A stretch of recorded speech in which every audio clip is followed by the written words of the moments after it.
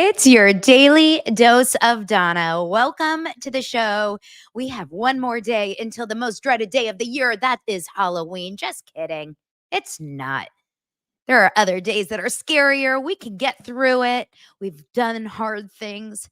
We have survived 100% of our hardest days together. You guys are a big part of that. I love every single one of you, and I appreciate you guys. Thank you so much for being here and sticking by me.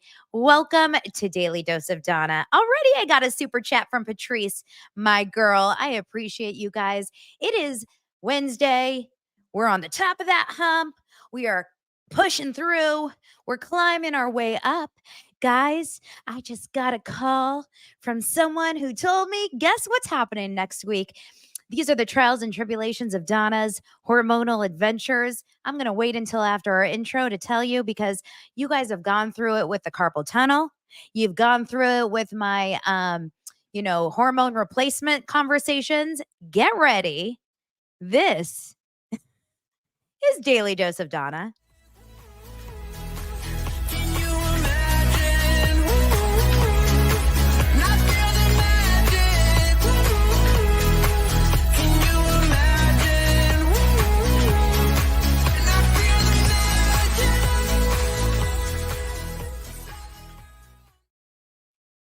Dancing. Guys, I'm getting a pellet next week. I am getting an HRT pellet injected into my bum next week. And a lot of the reason is because of you guys. Now, I'm not necessarily blaming you. I am thanking you.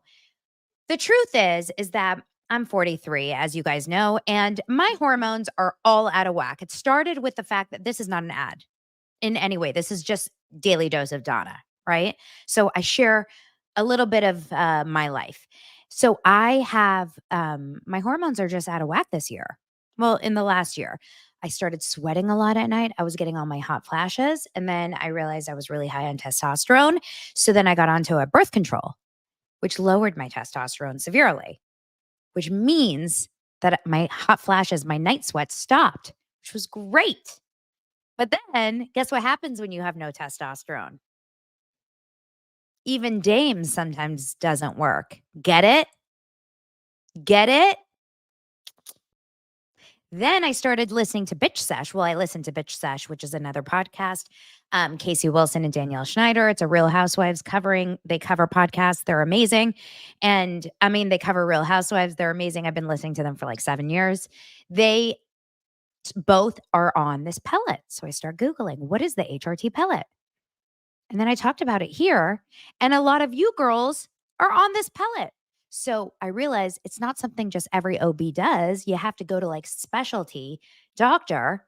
And now I got my blood drawn yesterday morning and it took all my hormones like testosterone and estrogen and thyroid and everything. And the doctor is getting the results in the next couple of days. And I'm going to go next week and get it implanted. And I'm going to be like, I don't know. When I think of the word implant, other than breast implants, I think of Total Recall. Remember that movie with Arnold Schwarzenegger? I'm going to get an implant. And then you guys are going to get a GPS on me. But I'm going to give you guys the play-by-play. A lot of you are on one. Is the pellet customized? Maddie wants to know. I'm a pill and patch girl, but we can shift it easily. Yeah, that's why you have to get your blood drawn. They customize it specifically for your levels. So I will let you all know. Sorry, men in the comments. Aaron, I really appreciate it. Josh, sorry, guys. Sorry that you don't have the information. But actually, I learned yesterday in my Googling of this that men are on HRTs as well. Men need hormone replacement therapy as well. Did you know that? Speaking of, Josh says, Aaron, I want Botox for our birthday. And I just saw an article on Sunday night about the woman that invented Botox. Botox, this was a woman that sat at dinner with her husband on a Sunday night and told him, I think I'm going to try to use Botox, which was a poison that paralyzed muscles for a reason. I can't remember what she was using it for. I think I'm going to use it to paralyze muscles in my face. Can you imagine being the person that decided to use Botox for the first time. Imagine being like that guinea pig. Yeah, inject my face with poison. People are amazing. Doctors, scientists, bless those people. All right, let's get into today's show. We did have one show to watch last night, Real Housewives of New York, and you know how they say Houston, we have a problem? Well, Tribeca, we got a big problem. We got a big, big problem. We're on episode 5. We'll get into it a little bit later in the show because I usually keep my TV recaps for a little bit later. We're on episode 5, and it's a struggle.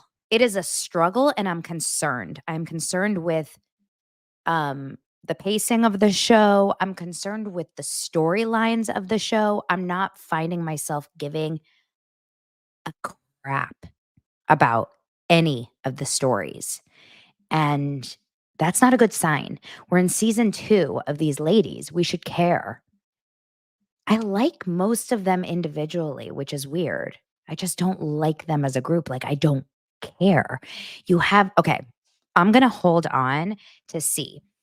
Heather is asking, what doctor do you see to find out if a pellet is needed? I mean, you can go to an endocrinologist, which is a hormone specialist, or you can just go to your OBGYN to check. You should just get a panel.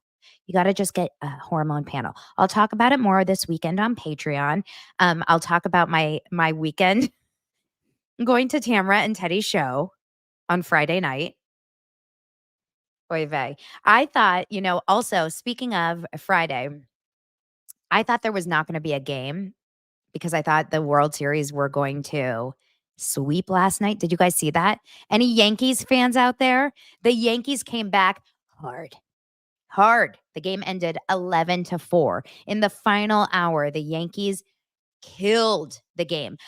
Did you guys see that play? Inning 1. Did you know this is a sports podcast? I don't know if you guys know that. This is an everything podcast. We talk hormones. We talk sports. We talk, we're a food podcast. It's Swedish candy. We talk everything on this podcast. Season 1, inning 1, Mookie Betts, he's on the Dodgers. He goes out there, a ball goes into the stands basically, but Mookie Betts goes and grabs the ball. Remember, this is game 4 of the freaking World Series. He goes up there, he grabs the ball. The Yankee fan grabs his mitt and takes it and pulls it open. This is like only in New York, right? No offense, New York, but like this is a Yankee fan. He grabs his mitt, his glove.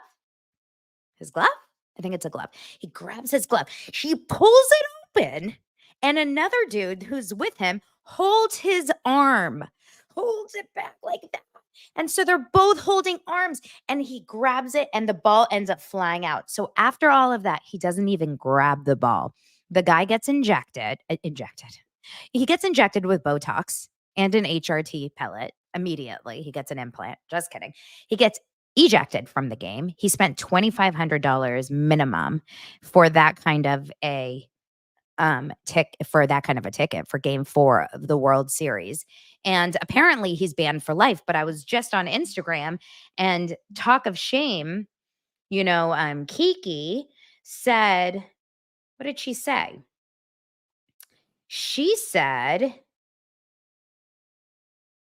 ooh, I have to read this to you guys right after because something just popped up from Vanderpod Recaps. Hold on. Kiki from Talk of Shame posted,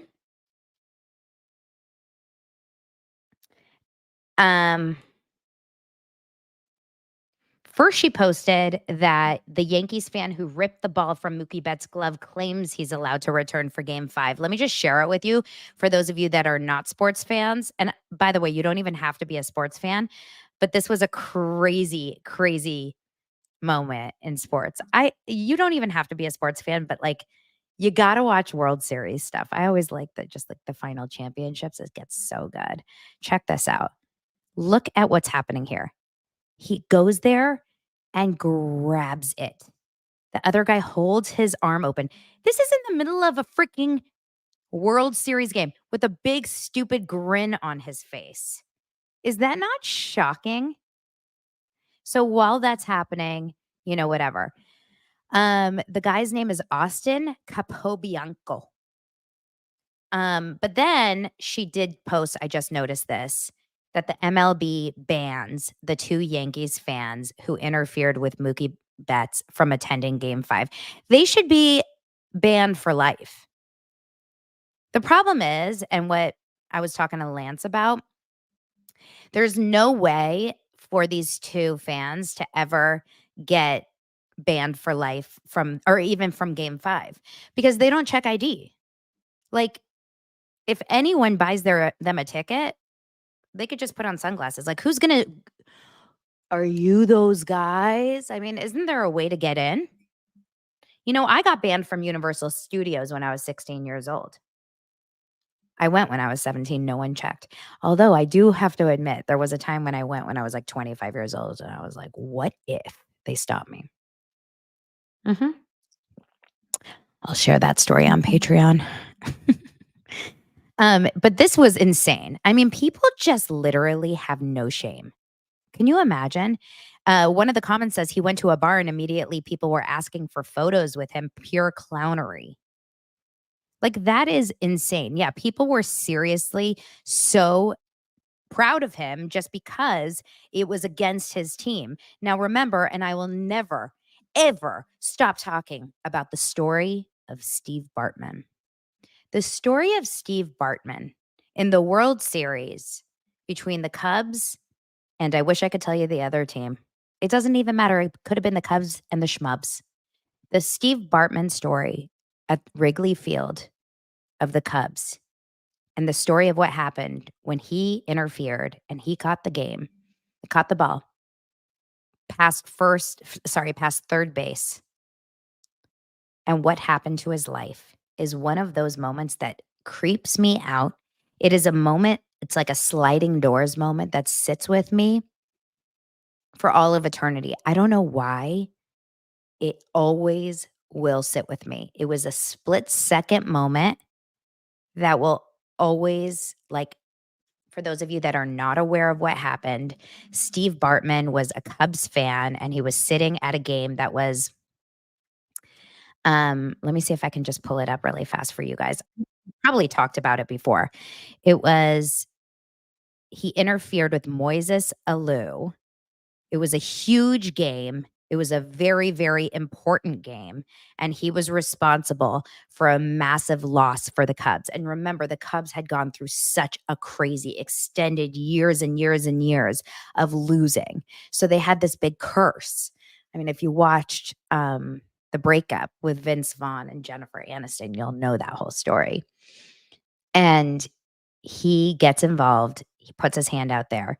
He got booed, yelled at, things thrown at him, immediately pulled from the game for security reasons.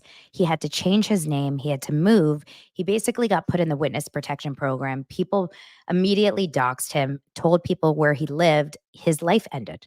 His life as he knew it ended right then. Split second moment, sliding doors, his whole life changed. I always will think about it. Here was the moment. Let's watch it together.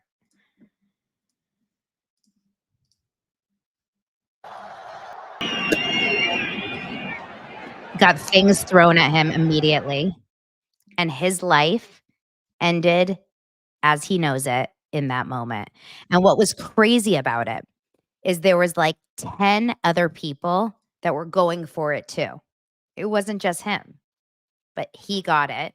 He was the moment, he was the person, and his life changed. Okay, let's get into the show, y'all. Before we get into the show, I want to talk about the Iris Store Illumina face mask because, as you know, the Iris Store is one of my favorite companies, and they are supporting the show. As you guys know, I use the Iris Store for my face. It's the red light therapy. It's my Halloween costume as well. So not only does it make your skin look fantastic, it also hold on one second really fast. It also is great for scaring people because, you know, it's a gorgeous, beautiful, amazing oh my god, this is the weirdest thing. My screen is all crazy. So let me show you the video that they sent to us so you can see it for yourself. Here is the Iris Store Illumina face mask. Introducing Illumina LED Face Mask by Iris Store. Reduce the appearance of wrinkles, fine lines, dark circles, blemishes, and dark spots with our 360 medical grade LEDs. With Iris Store's 100-day money-back guarantee. Adjust the strap for a custom fit.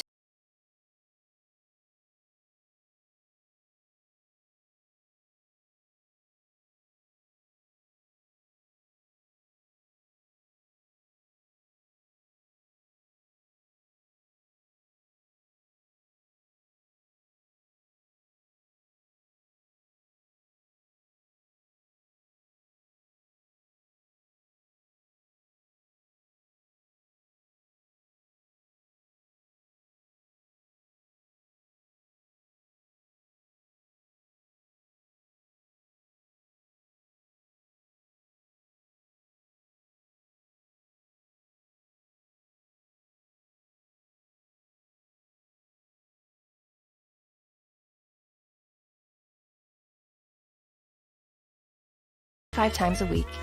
The mask turns off automatically 30 seconds after your session is over.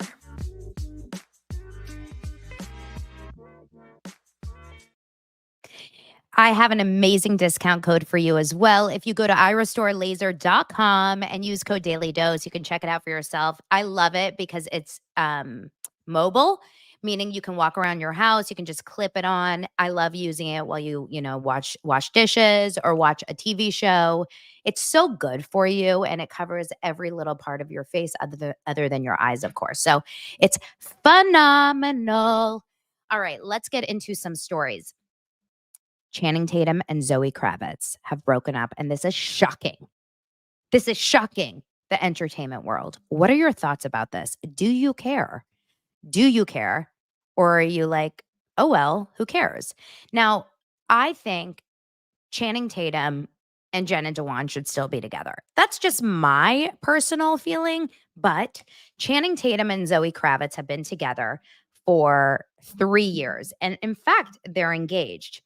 Hold on one second. Let me pull up the exact storyline about them. They're engaged. They've been together for a long time. Basically, it's ever since he kind of broke up with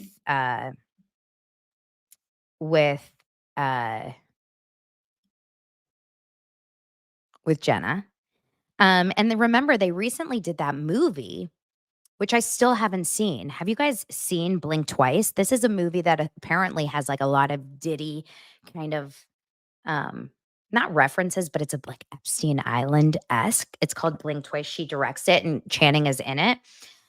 She has appeared to go without her engagement ring a few times in recent weeks, and they have officially ended their engagement just a year after they made plans to tie the knot.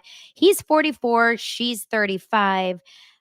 Representatives for both of their actors have not yet commented, but the split was a particular shock for the couple as they had not only just gotten engaged, but he just got a tattoo with her initials on the back of his hand last month.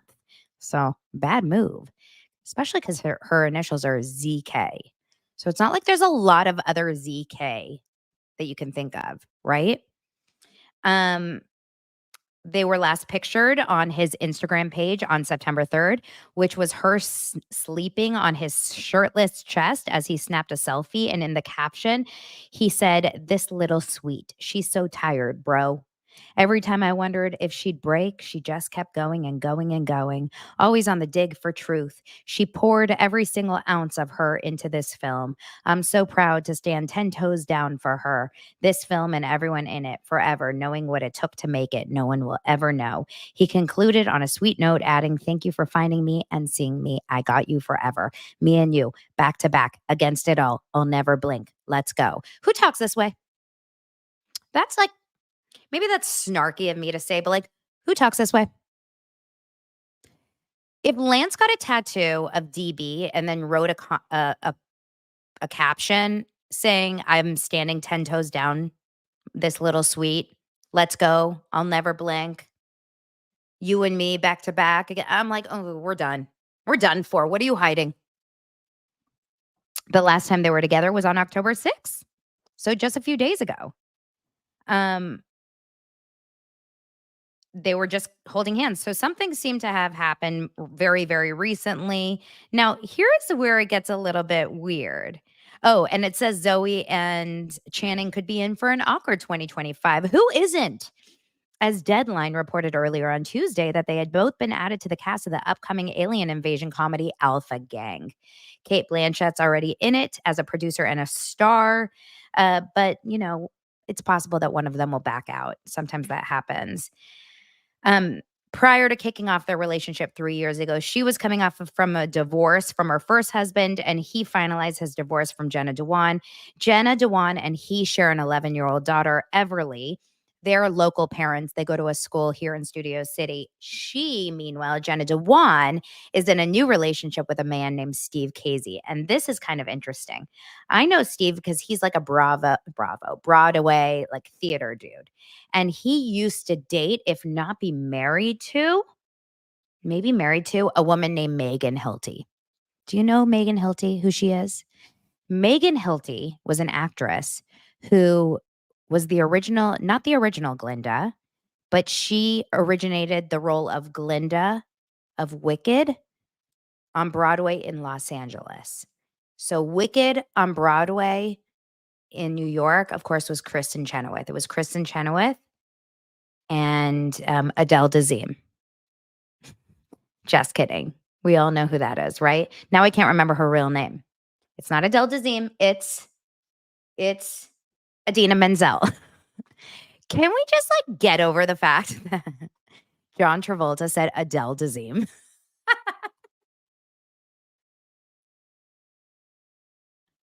Adele Dazeem. Is that a fever dream or did that actually happen? Yes, Megan Hilty was on Smash with Catherine Foster or Catherine McPhee. Adele Dazeem. If you Google Adele Dazeem, it comes up on.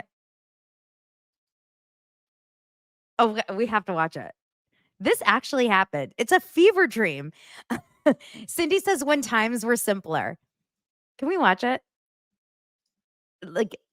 I want to go back to these times when John Travolta had hair. Please welcome the wickedly talented one and only Adele Dazeem. Ladies and gentlemen.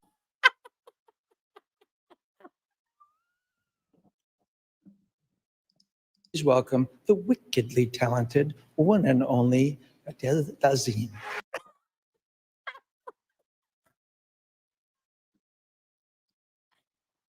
It's not so. It's too good. It can't be real. The wickedly talented Adele Dazeem. There's been so many different flubs like that. Remember the other one where they said the wrong name? I don't know if he got the wrong. Who was the one that said the wrong Oscar winner? The wickedly. He got a Scientology jolt through his tongue. The wickedly talented Dazeem. I've met Idina Menzel, though, because Idina Menzel, I used to work for a casting director. One of my first casting jobs when I worked on The Shield her name was Barb Fiorentino. And I think she's still casting. And she was best friends with Idina Menzel and Taye Diggs. Taye Diggs was Idina's husband at the time. And so I used to go to parties and I actually helped plan her 30th party and they were all there. So she seemed like a really cool chick, that Adele Dazeem. Anyway, Adele Dazeem. It's Idina Menzel. He had one job, Josh. You're right. One job. Adele Dazeem.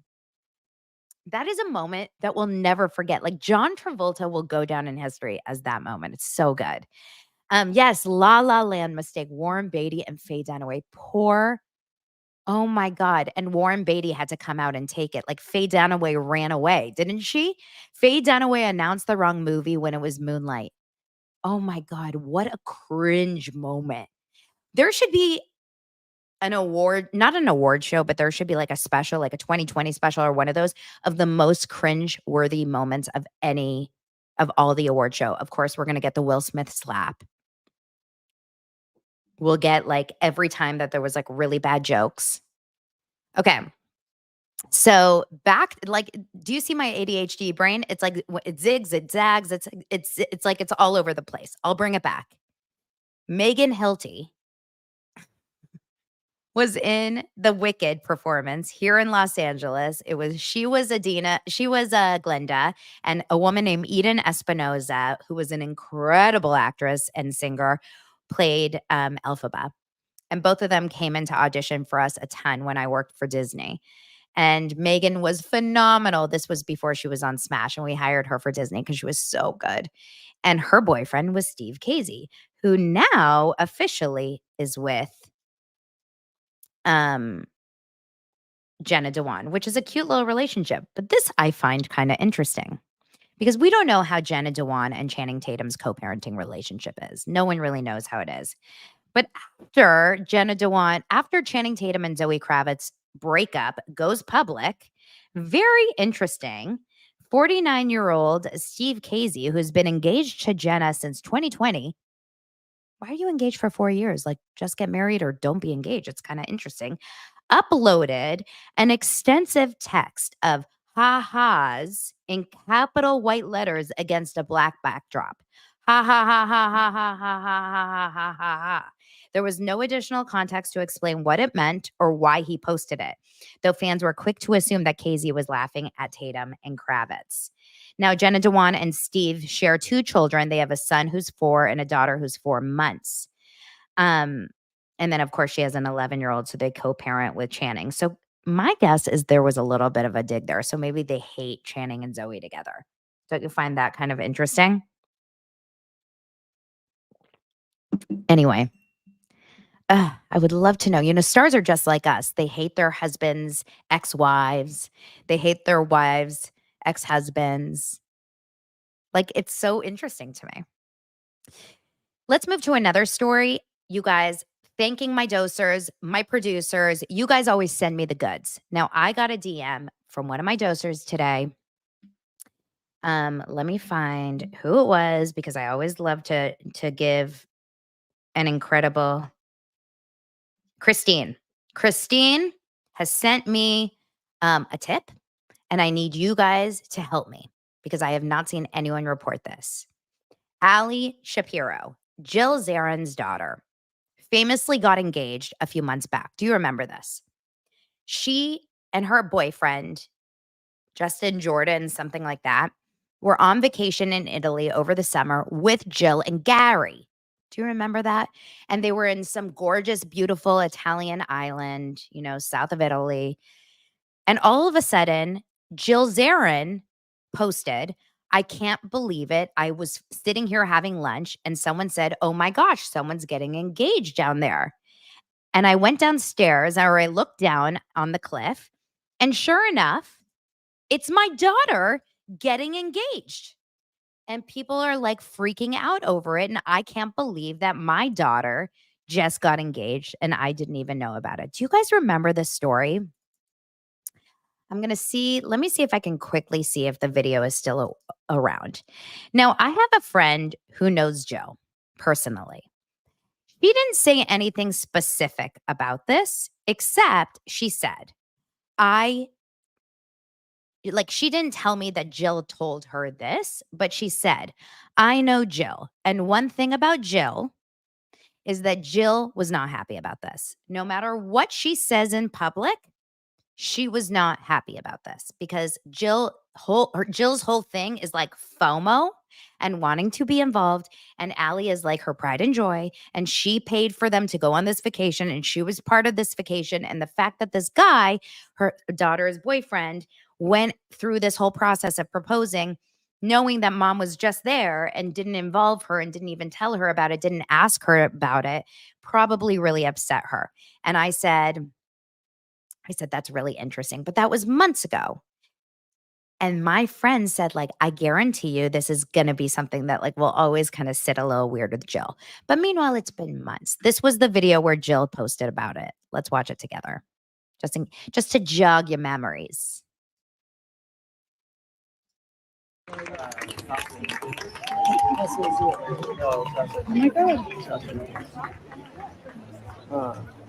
Oh my God. Okay, so it says, I am speechless. Gary, Ally, and Jordan and I have spent the last week on a celebrity cruise, and we get off tomorrow. After lunch, Jordan asked Ally to go for a walk. Gary and I are just waiting for the check. We hear cheering and clapping. I start clapping and walk over to see over the railing, and guess who just got engaged? Surprise! Mazel tov to my beautiful daughter and her fiance. I'm still in shock. We had zero clue. Okay. So, whatever. Meanwhile, life goes on. Ally is posting all kinds of things with Jordan. I like Ally. I actually find her fun to follow. And I get a DM this morning and it says, oh my gosh, do you think that Ally has ended her engagement? And I said, I don't know. I feel like I see them posting together all the time. And then I saw something this morning. So I need you guys to put on your doser sleuth, hats. All right. We need to put on our what was the guy on New Jersey that Louis hired? What was his name? The PI. We need to put on his hat and we need to all do some PI work here. This is her TikTok that made this girl, Christine, question everything. And I'm going to show it to you right now. Let me just pull it up really fast. And I want you guys to tell me what you think.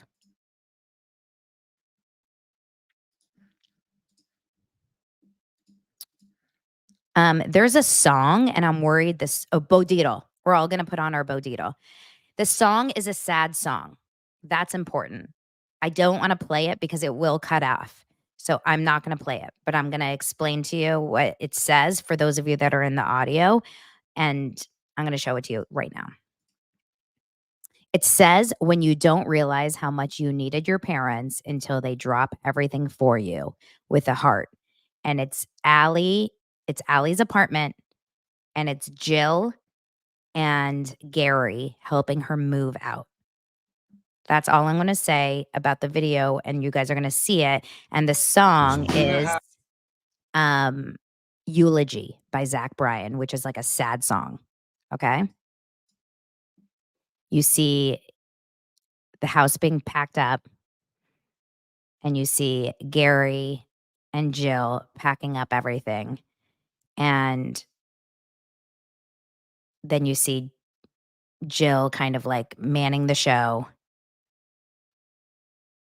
and Gary kind of working on everything. And Jill hugs Ally and makes a sad face and hugs her. What do you guys think? Am I looking too into this? I need to know your thoughts.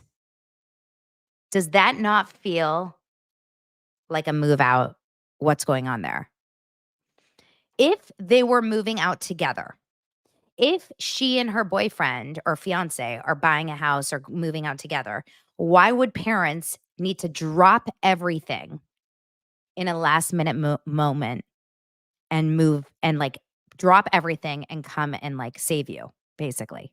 That's weird, right? Now, another clue is that, and trust me, I did my work, okay? Someone commented, oh, now I'm worried. This is a song that she does a whole, lip syncing to.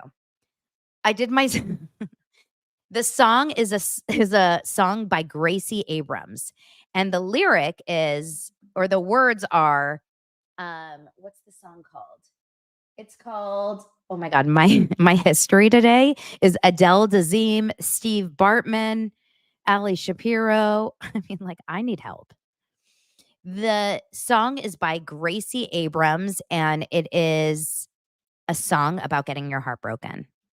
I can't remember the name off the oh yeah, it's called That's So True. The lyrics are about getting your heart broken. And this is her doing a whole thing about it. She's not wearing a ring. And that was 16 hours ago. Did Ally and her man break up? I do believe that this one really feels like a breakup. Now, the comments are not fully saying it, but someone says, wait, they broke up. And then the comment says, no, someone says, no, downsizing to a studio apartment. What? We'll see. What if I'm making an entire story about this? I don't know. I have a feeling. Okay, next story. Kristin Cavallari and Bobby Flay. Do you think that there is chemistry there? Have you guys seen this clip of Kristin Cavallari and Bobby Flay? And do you think that Kristin Cavallari should go from dating a 20-year-old to Bobby Flay? Bobby Flay and Kristin Cavallari were on her podcast together, and they looked so cute together. I mean, it was like, I felt like it was hottie patati. Like, I felt chemistry. Check this out. Let's watch this little clip together, and you tell me if you're feeling it. They're both single. Watch it. 3 times. Oh my God. She said you've been married. Let's be honest. I know. Wait, have I?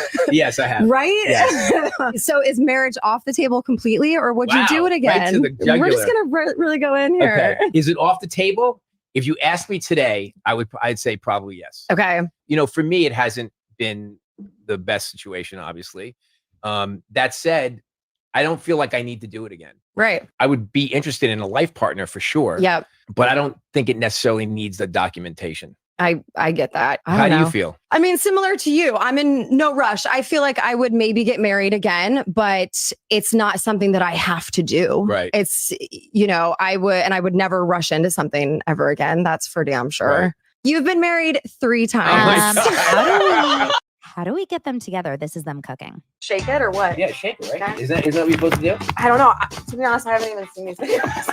Hey guys, I'm Kristin Cavallari, and I'm here with the one and only Bobby Flay. And we're going to show you how to eat an entire cucumber. I love this trend. And the thing I love about it is like you can use whatever ingredient you want to make it your own. Yep. Right? Let's see you cut that So we cucumber. have to do a whole cucumber? Yeah. Use a look at you go. mandolin. They're dropping like flies. But one of the things that I do when I cook is I like to put a lot of the ingredients in the recipe. It's not just a sprinkle of this and a sprinkle of that. As you can see, a that's a good lot of tip. green onions. So we love that. Okay. Exactly. And then we have these jumbo jalapenos. Those are the biggest jalapenos I've ever If seen. I use this whole jalapeno, it's going to be a problem. Okay, I'm going to tell you something. Bobby Flay, to me, there's something about Bobby Flay that is sexy. And I've heard some pretty crazy things about Bobby Flay. Do you remember the stories about Bobby Flay? Remember the story that January Jones and Bobby Flay had a baby together? There was a whole rumor about January Jones. Remember from Mad Men? John Hamm's wife on the show, January Jones. January Jones on Mad Men, she had she had a child with a parent that we still don't know who it is. And everyone said, like, the big rumor was that it was Bobby Flay, but Bobby Flay was married at the time.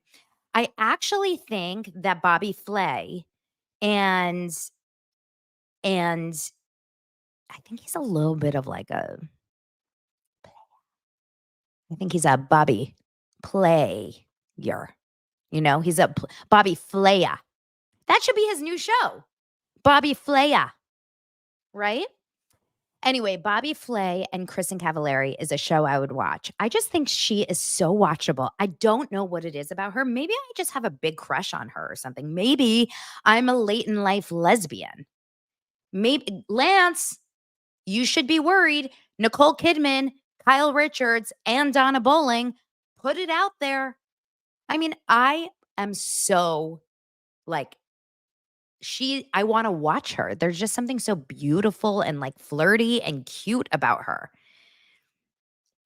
Am I alone in that? I just find her so cute.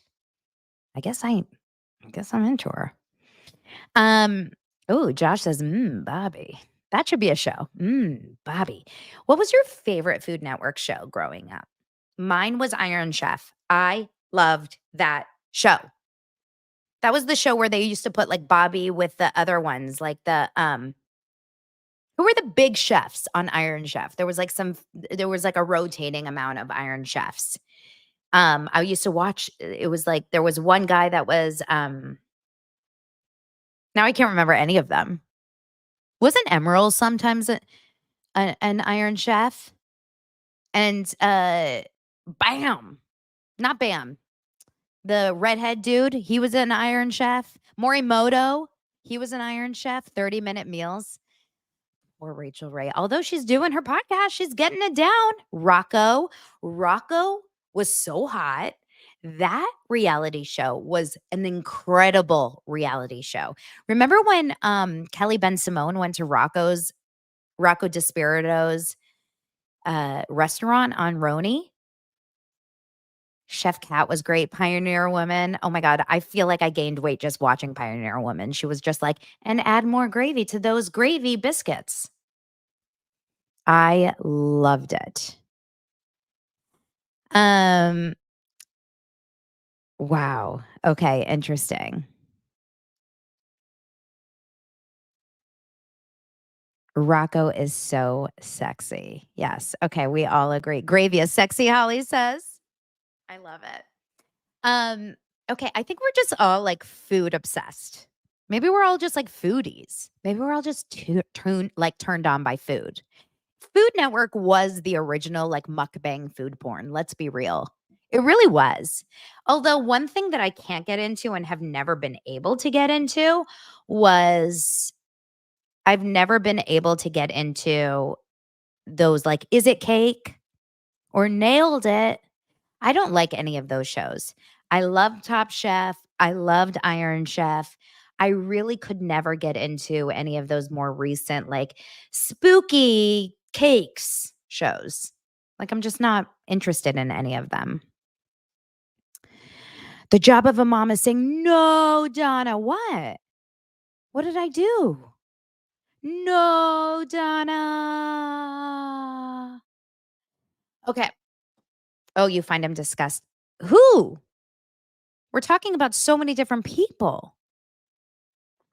You guys, here's the one thing I've learned, especially in the last day. I can't please them all. We can't all agree.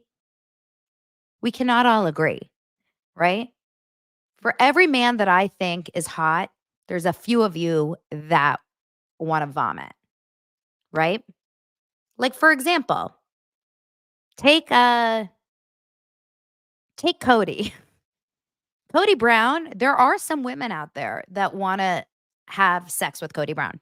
I guarantee you there's a few women out there that use dame.com to Sister Wives at Night. I guarantee you. OST says, Donna, read her story. Scroll up. You will see why. Read whose story? It's going too fast. Oh, Shiki Ashley says, Bobby Flay was dating my sister-in-law and he was married at the time. Ah, damn it. Bye. Bobby, bye. You know what I realized also? These celebrities, they're all pieces of shit. Every single person that is like in the limelight that has like a celebrity thing, they're all freaking losers. They're all secretly Jax Taylors, right? Okay, let's go on. What else should we talk about? Let's just get into RHONY because as if. RHONY had a Clueless themed episode, and you know why I'm clueless is because I'm clueless why RHONY is even on the air. You guys, I'm struggling. This is a big problem. RHONY was the best. Can we all agree that RHONY, those early seasons of RHONY, we were just talking about Jill Zarin. Surprise! Jill Zarin, Ramona Singer, love her or hate her, Luann, Sonia, even Heather Thompson, Mama, Aviva Drescher and her leg. I mean, Bethany, Kelly Ben Simone, Carol. I mean, I'll take freaking the Asian Jew. What was her name? Julie? What was her name? The Asian Jewish Julie.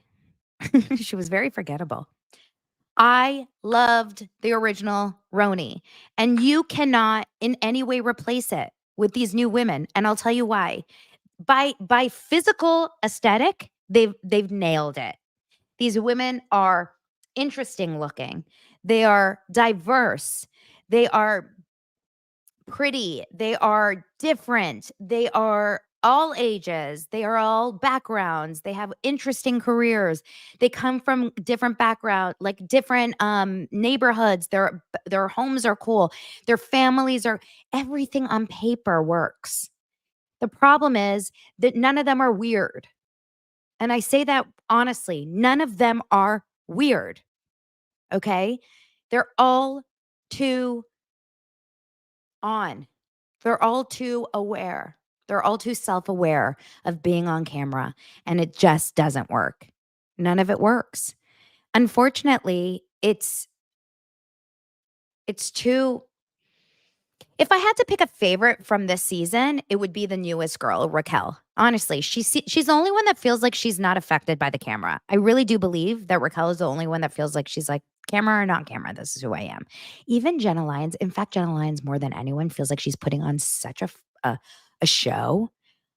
You guys, Jenna Lyons bugs me to no end. Am I not okay? Jules, thank you. It's Jules, not Julie. I knew it was a J, but Julie did not like sit well with me. Jules' husband was a full head lower than her. When they walked into a party, he was down to here. Do you guys remember that? The phone and her last night drove me crazy. Yeah. Hello, I'm Jenna Lyons. Walking around the whole party like this. Girl, it's a prop. I know props. You don't have to use it the entire party. Walk in with it, say hi with it, and put it down. It's why I hate Halloween. Some of y'all take it too seriously. Enough. Literally, like, this is how big her prop was. Oh my God, she was so annoying. They were annoying, you guys. It was too much. It was too much. Now, the episode started with a great, I loved the Sai storyline. I have to say, Sai got me in last night because whenever it's like a vulnerable personal storyline that's not about just like random fighting, I enjoy it. We learned a lot about Sai and her mom last season. Remember, she had a really sad storyline about her mom. And we developed more about that. And she was able to kind of lay her mom's ashes to rest. It was a very, very sweet and sad moment with her mom's sister. I believe it was her mom's sister, right? It was very realistic. And it just showed like Sai is not a very emotional person. She was not able to really emotionally like say much, but she was feeling it and seeing her daughter and her son just like cry and her aunt cry and speak, and they're putting the ashes while they're building this new home and the new tree. Like those kinds of moments I loved. I loved getting to hang out more with Sai's husband. We don't really get to see Sai's husband. So I thought that whole moment, all of Sai's storylines I thought were beautiful. And Sai was Dion for the Clueless party. Could Sai have been more of a Dion? It was actually shocking how much Sai looked like Dion, how much Brynn looked like Dion too with that hat. Like it was crazy. How much Aaron was exactly Cher in that scene. What was confusing was Jessel. It was wildly confusing.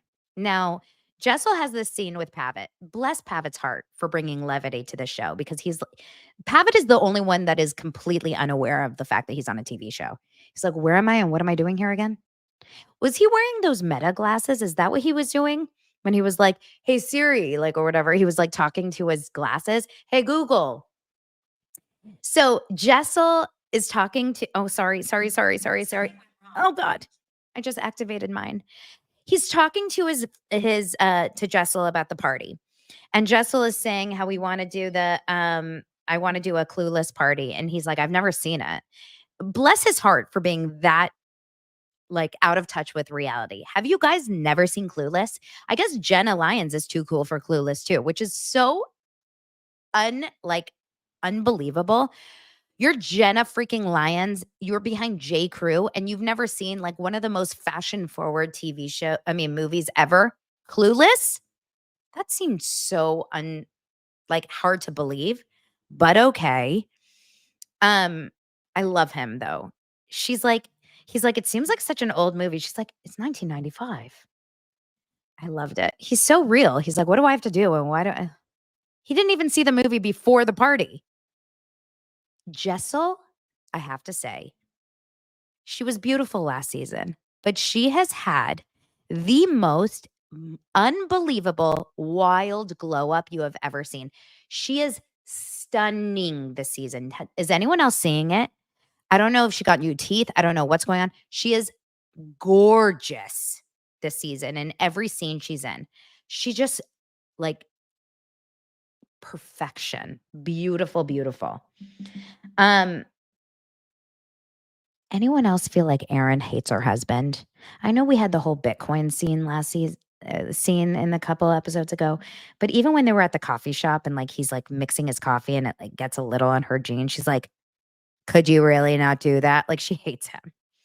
The scene with Jenna as the editor-in-chief for work with all those young girls made me die. I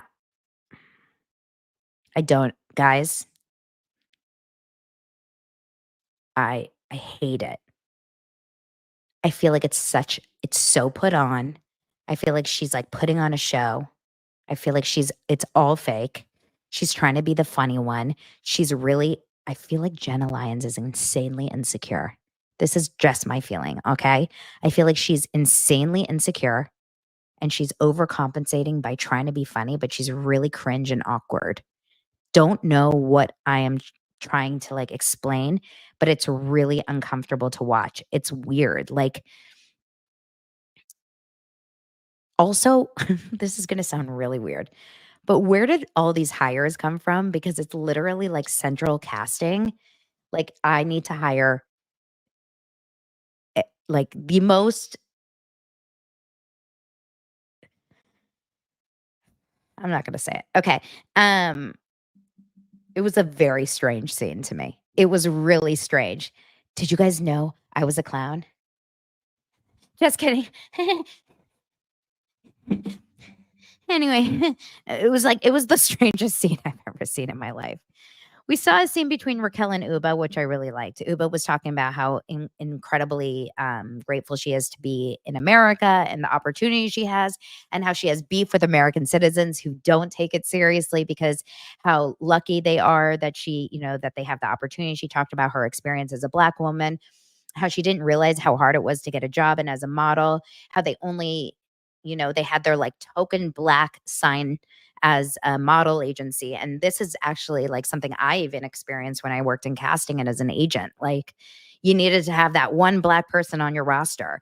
And it's actually a really cool journey to see. I loved that scene between Raquel and Uba. I thought that was a great scene. I love those kinds of scenes, like when it's not put on. Then we had this really strange scene between Bryn. Bryn drives me, like, I can't. I don't know what that just sound that came out of the back of my throat was, but that's how I feel about Bryn. We had the scene between Bryn and Erin and Jessel. They were all looking so beyond gorgeous, though, trying on the cutest little clothes, and they were dressing up and hanging out, and then they start talking, and basically they start chatting about their drama with everyone. This is where Erin says that she's really having a hard time with Jenna because she feels like she's fake. And she is she's fake because she's hanging out with Sai, even though she said Sai really has a hard time with her and giving her a hard time. Like, Sai was really mad at her and was saying she hates her. And now all of a sudden Jenna's hanging out with her. And she's like, I don't understand. It feels totally fake. And then Bryn completely goes after her and goes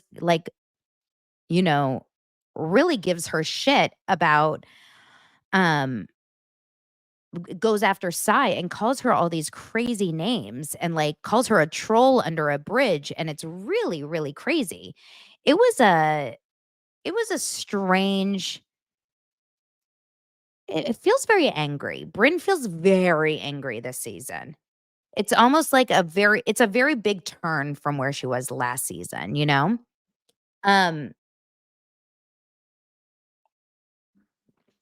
Hold on, I want to read your guys' comments about Jenna.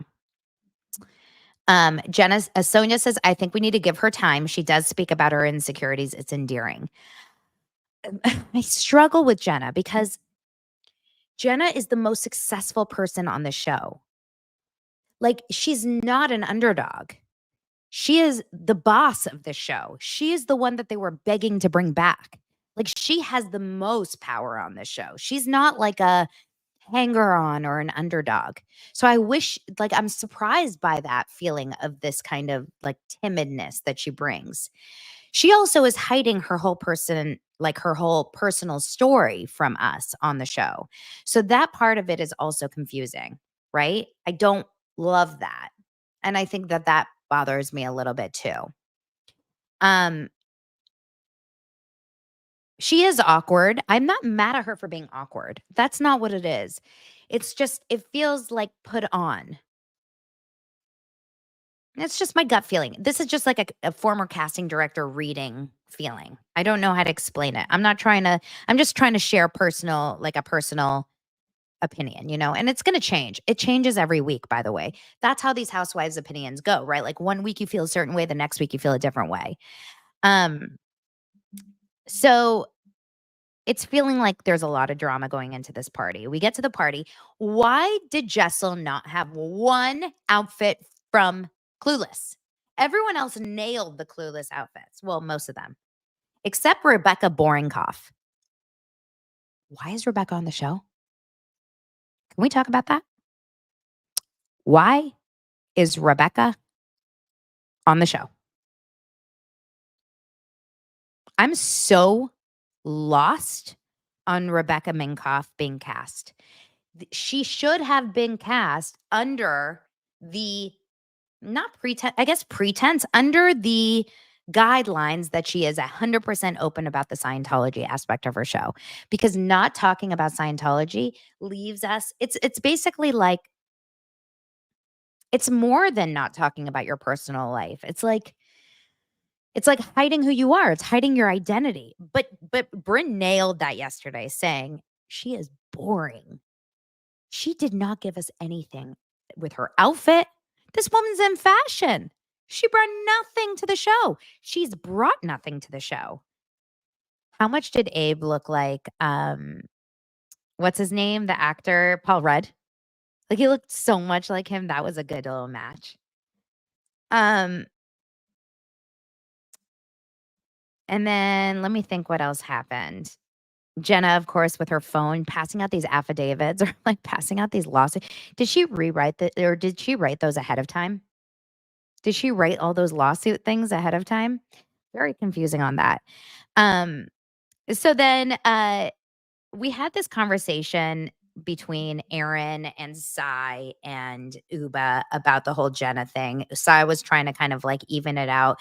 And Aaron eventually ended up going and talking to Jenna, and that ended up calming down. And Aaron even spoke about that on her story. She said, what happened was Abe got involved. I think Abe kind of just like randomly just brought it up. I don't think he meant to, he says, but like it just came out. And it, you know, I mean, bless his heart. I think he was probably a couple drinks in or something, but he did just kind of say something. And meanwhile, while all of that was happening, Brynn was saying something to Jenna. And Brynn is, meanwhile, while she's saying all of this to Jenna, I mean, how many times did Brynn reference sex in that conversation with Jenna, in the conversation with Raquel? I mean, it was wild. The sex conversations with Brynn it's got to stop. This is more than Sai talking about being hungry last season. This takes it to a new level. This is enough, like enough. Jessel is just getting dressed every 4 minutes. Do we think that is a yay or a nay for a party to get dressed or not get dressed for to change your outfit 5 times for your own birthday party? Like, is that a yay or a nay? I think it was a very big nay for yesterday's party. Like, it was a bad look, right? Don't you think? Shouldn't you just enjoy your party? I thought it was ridiculous too. Hold on. Alan says, "Hi, Alan. Jenna Lyons has major mental scars. She's had serious dental surgery as a kid. We did see some dental surgery last season, right? Look for the drink interview with Kate Snow. Okay. See, I never felt like it was a physical thing for her. But okay. I mean, I'm totally open to see a different side. I would love to. Anyway, so Jenna and Aaron make up. Aaron said on her stories today, I do really feel like I was just missing Jenna. I was feeling, like maybe Aaron was just feeling a little left out. Like Jenna was spending all her time with Sai and with other people, and she was just not really reaching out to Aaron. Aaron was feeling like she was going through a lot of personal stuff. How many of us have gone through that? Where you're going through your own personal stuff, you're going through your own struggles, you feel like your friends are not reaching out and you're feeling left out. And so then instead of being sad and telling them you're vulnerable, that you're lonely or whatever, or that you miss them, you get mad at them. So maybe that was what it was. How about Brynn leaving early for a spray tan? I'm sorry. That was not okay. I didn't love that at all. I thought that was pretty shitty. And then she made so many digs at Jessel. Like, Brynn feels like a friend that you don't really want that close to you. She seems like a friend that's going to talk a lot of smack about you behind your back. Don't you guys agree? Yeah, it was a dig. It was rude. Debbie says Jenna has a serious skin and body condition that affected her teeth and hair. I do remember this. We talked about it last season. I totally understand her insecurities, but maybe Housewives isn't the best platform for her. Really interesting. I mean, look, that may be true. And like I said, I never ever felt like it was a physical thing for her. But if it is a physical thing for her, then I'm not tearing her down physically, by the way, in this conversation. It's more about her personality. Okay. So they just, whatever. So there was a little bit of a miscommunication. They all chatted about it, but honestly, I was not interested in the show. Like, I found myself looking at my phone way too often. I found myself yawning. I found myself not interested. And then at the end of the episode, I didn't even watch on next week's episode. I didn't watch what happens. That's concerning. It's concerning for Real Housewives of New York, one of my favorite franchises. So I really do hope it gets better, but I am concerned because usually, we saw the trailer for the season and we were like, that usually shows us how good it's going to be, and it wasn't good. Just a lot of pigeon talk, remember? So it feels like it's going to be a big pigeon show. We'll see what happens. Watch what happens. Now, as of today, it's Wednesday. It's hump day. I think we get the reunion for Love is Blind. I think we get Golden Bachelorette. I think we get Salt Lake City. It's a good one, my friends. It's a good one. Oh, speaking of, I just watched the Vice episode of The Dark Side of Reality TV. They interview Aviva Drescher. They interview Gina Keogh. And they interview Vicky Gunvalson. It's the whole episode of Real Housewives. They also interview a couple of producers behind the shows. It's nothing crazy revealing. What's mostly interesting is that and Cynthia Bailey. Cynthia Bailey's interviewed. You get a lot of footage from season 1 of OC, which is crazy because it feels like you're watching footage from the 1800s. It's wild. It's so old and it's so dark and it's so it's crazy footage. Vicky pounces on Bravo and Real Housewives. She really talks badly about it. She talks so badly about it, which concerns me because she still wants to do the show all the time. And I remember at the beginning of this season of OC, she was bummed that she wasn't asked to do it more often than she was. So I'm confused why she's so anti when I think secretly she would love to be asked back. So it's kind of confusing. Aviva and Gina Keogh are talked about. I mean, we get to see Tamra throw the glass and say assist and deceased. Oh, and Tamra in that clip, by the way, when she throws the glass at Gina Keogh's face, she says, "You're disgusting." She doesn't say disgusting. So the disgusting came later on in Tamra's life. Maybe that's an Eddie thing. Interesting. It was all very interesting.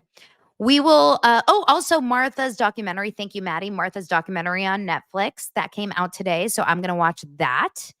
And I mean, isn't that enough? Isn't that enough to watch? Anyway, I will say, oh, Alan, you said never seen one SLC. My friend, what are you doing with your time? What are you doing?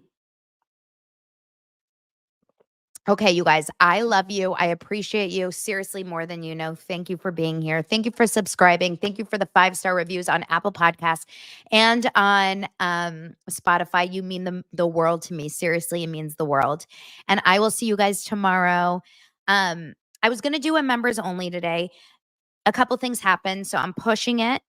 But I hope you guys understand. I will explain everything. I'm going to push it, but I'll explain. I will send out a post here on YouTube exactly when I'm going to do it. And I love you so much. I'll talk to you soon.